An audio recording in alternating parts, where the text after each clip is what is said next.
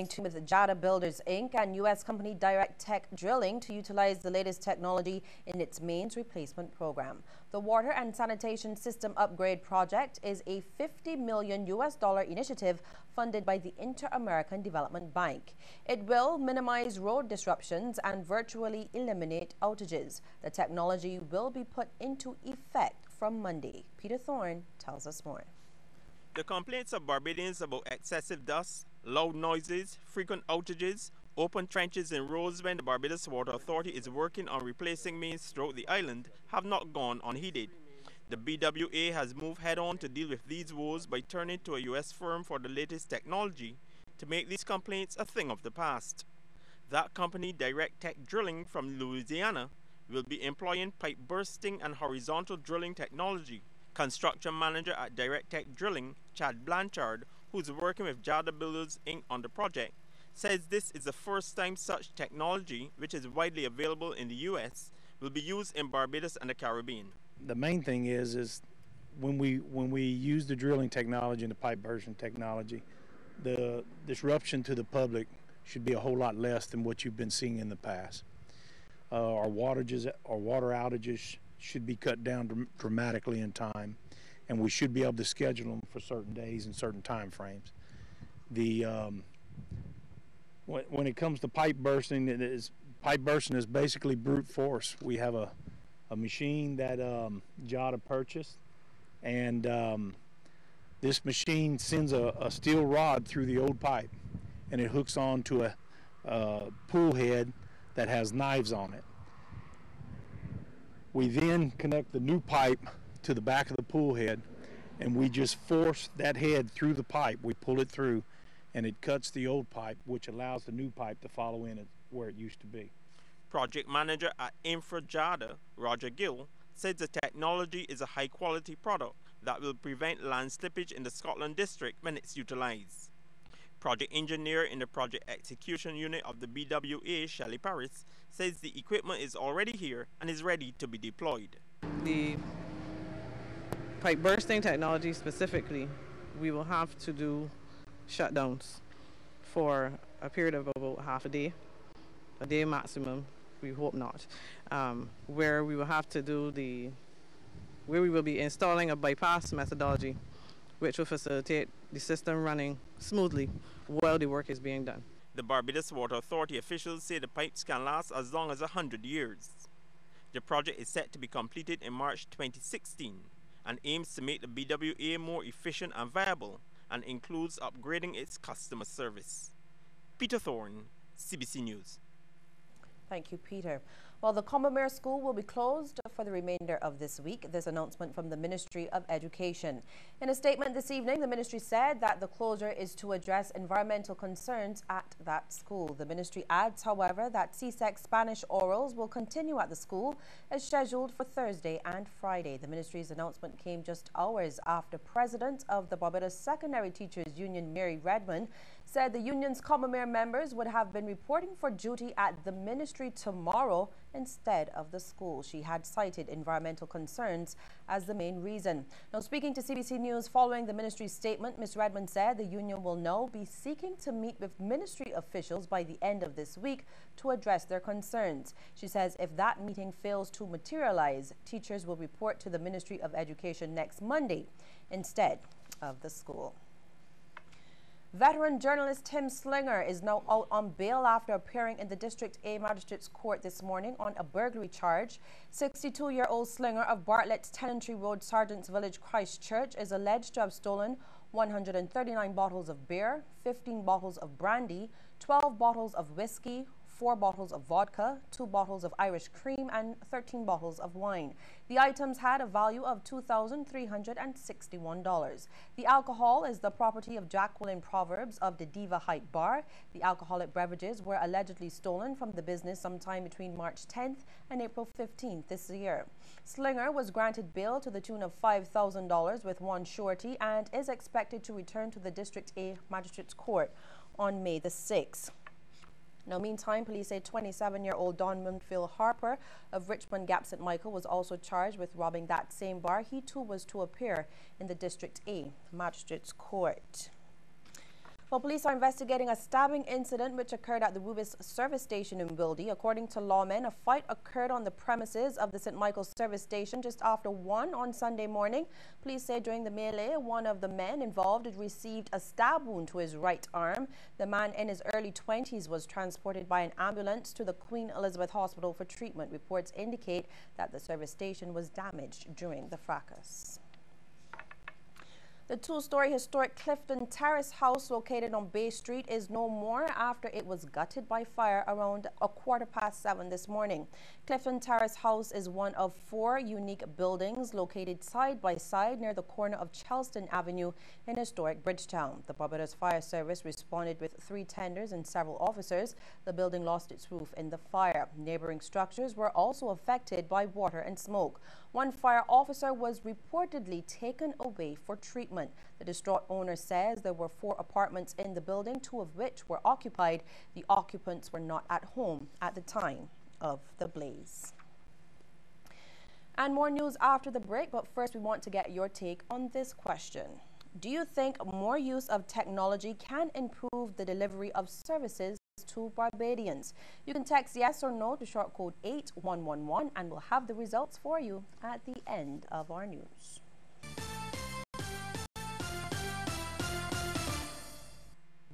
This house was first purchased by the Robinsons, who then sold it to Indra Ford in 2007. She loved baking, but last year she forgot to turn off the stove. Luckily, Sagicor General was there to help rebuild. So now, the house will smell of sweetbread again for a long, long time. We know this house, like we know every house we insure. Across the land, throughout the region, we've been there. Sagicor General, wise financial thinking for life. Oh, you know who you are, baby, and how the shape of you, baby, perfectly fits with my heart.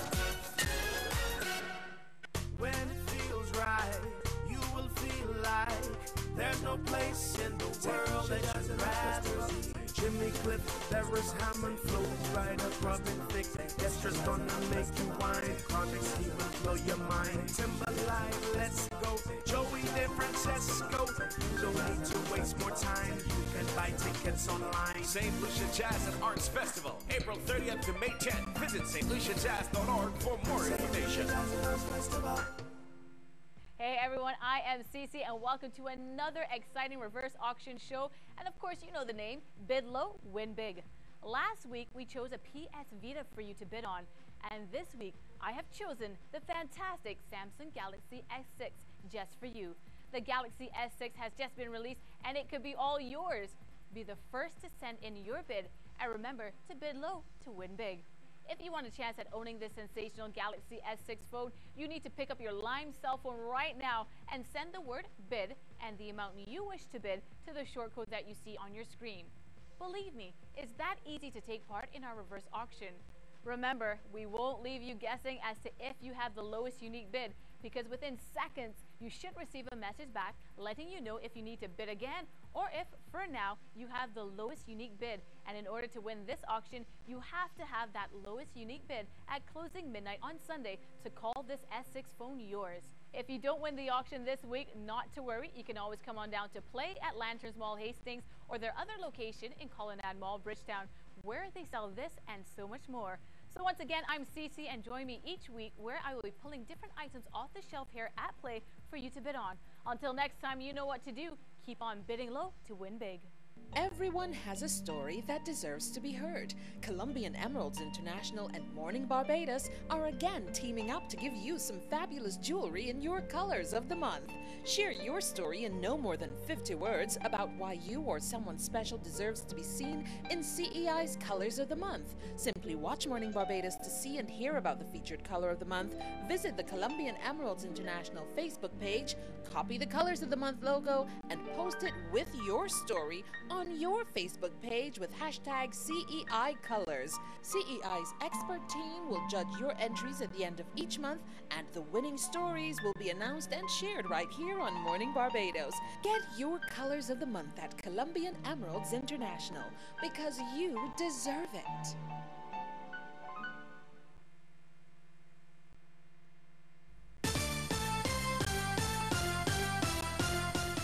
The St. Philip farmer, deemed as having the best quality milk on the island, is encouraging Barbadians to drink more of the product.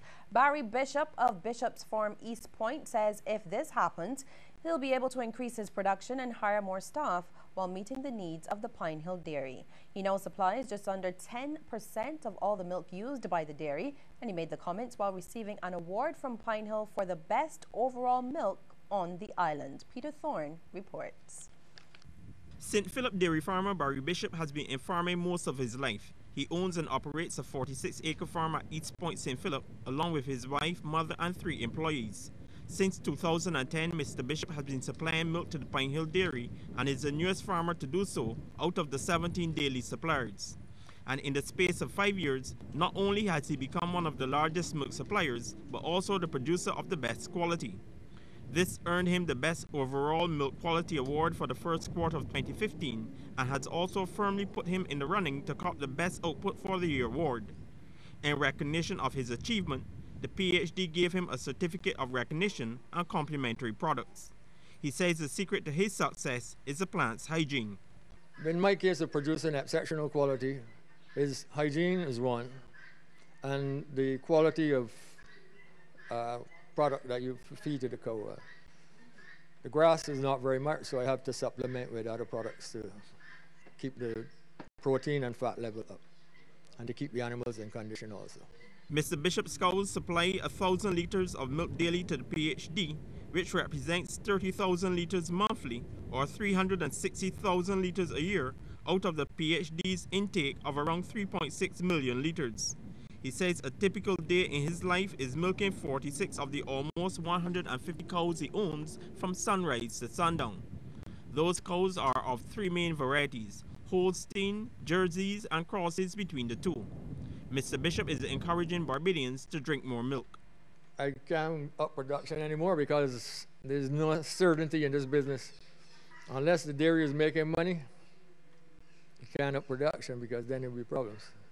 You have to stabilize your production. We would love to up production if we can get more Bajans drinking milk. That would be the thing. Operations manager of the PhD, Lorenzo Roach, says Mr. Bishop had a non-conformance of 0, which means he met all of the dairy's international criteria for every test between January and March. Having a raw material of that high standard ensures that we ourselves as a dairy producer can give to the consumers an exceptional product. So it was just a token that, for recognition, and we thought it appropriate, given the relationship that we've continued to build with the farmers over the years, to recognize when persons have indeed achieved outstanding performances. So Barry, thank you. I know the Barbadian public would enjoy the quality of milk that you're bringing into the market, and we encourage you to keep it up. Mr. Bishop has won many awards for his animals, which have become a feature at AgriFest, including his prize cows. This one, which is 2 years old, weighs around 1,800 pounds and appears set to be around for a long time, just like his owner has in agriculture. Peter Thorne, CBC News. The Sargassum seaweed continues to pose a major problem for the island. There have been several sightings across Barbados, including at Consett Bay and Skeets Bay over in St. John. Today, our cameras captured the seaweed stretching across the sand at Skeets Bay, which is now cloaked by the tangled weed, which makes its way across the Atlantic Ocean. In recent times, fishermen have complained of low catches, while beach users have had to contend with a foul odor. Residents of Skeets Bay say the seaweed has been around for several weeks now, and efforts have been made to get rid of the problem by public-spirited Bajans and the National Conservation Commission. However, it seems that the sea remains relentless in dumping the olive-brown species along local coasts. Vera Gibbs, affectionately known as Sister Gibbs, is Barbados' most recent centenarian. She was visited yesterday by Governor-General Sir Elliot Belgrave, family and friends. Caretaker and son Jeffrey Gooding recounted memories of his mother's job as a shopkeeper in Suttle Street. I saw her lifting bags of sugar, rice. So one day she was lifting some rice and some sugar, and there was a bag of salt next to the rice. I said, "But Mummy, are you not going to move the salt?" She said, "No, salt is too heavy." The centenarian's son remembers that in his younger days, his mother was a strict disciplinarian, but was also very loving. Being such a strict mother, you know, kept us on a straight path. Police never had to come to our home to question us on anything, and she raised us alone. You know, she raised us alone, and she did a very good job of it. You know.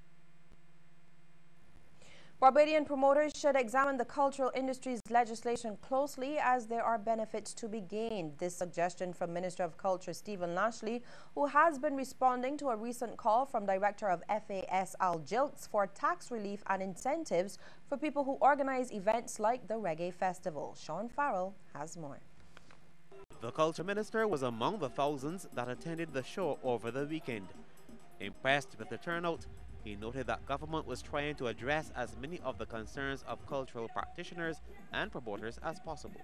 The issue of tax relief is something that we've paid a lot of attention to, and as you know, the Cultural Industry Development Act has been passed.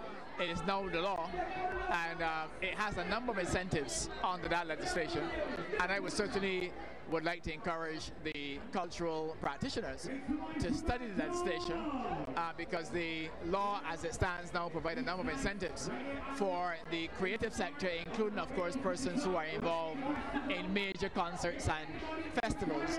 Many came to see the Jamaican act, but the local artists also had their own following, including this young performer known as Mole.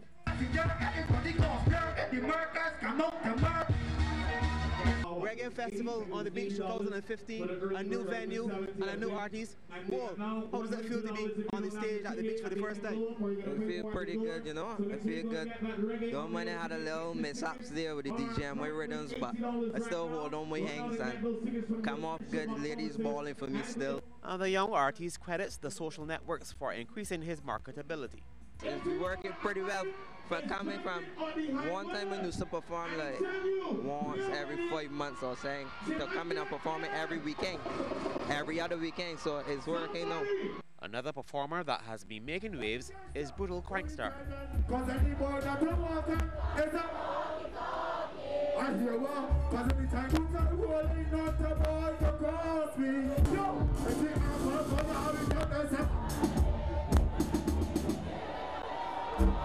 So long as the crank on the beach or the crank anywhere, the vibe have to be nice. The vibe will only get better and better because of good music and good Bajan talent and 246 to the world.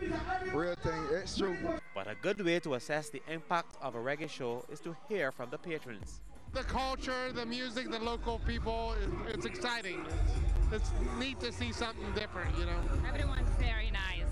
Very nice. Where did you first hear about it? Did you see it on the internet? Somebody told you? About a half an hour ago at the little bar next door, we saw the line, and so they're like, oh, it's the little festival. What is different about this venue for you? This is nice, but the concrete's a bit hard on your feet. But I prefer the sand, but never mind. There's a lot of people here, but it's still a lot of room. So you're a Bajan, so yeah. Reggae is more Jamaican. You like Calypso? Yeah, but I haven't lived there since I was 9 years old, a long time. Yes, I do love Calypso, and I would love to come to Crop Over, but I'm sorry, but reggae's my first love. Sean Farrell, CBC News. And still to come, a look at some of the stories making headlines across the region. But first, a reminder that we want to hear from you on this question. Do you think more